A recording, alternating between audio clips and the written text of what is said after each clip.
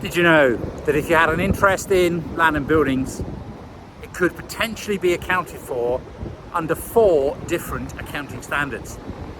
I guess the one you're thinking of straight away is PPE, where the building element must be depreciated, where revaluation is an optional policy, but if you do revalue, basically the gains and losses go to equity. But not all property will be accounted for as ACCA 16 PPE. I've said there are 4. Number 2 in my list is investment property.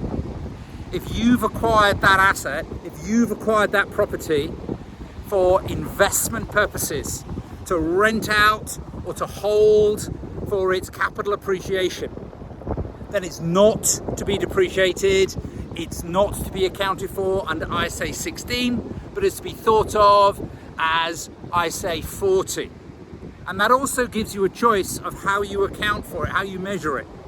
You can keep it at cost and depreciate the building element, which I think is silly, or you can revalue the asset to its fair value and charge no depreciation.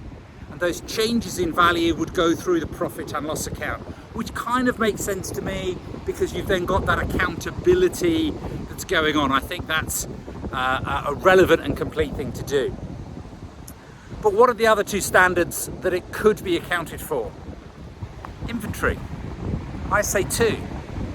You could have your business model is that you're buying and selling property, and therefore it would be a current asset, lower of cost and net realizable value. Or it could have been PPE, but is now held for sale. And if it's held for sale, it's IFRS 5, impairment review, blah-de-blah-de-blah. 2 minutes are up. Thank you very much.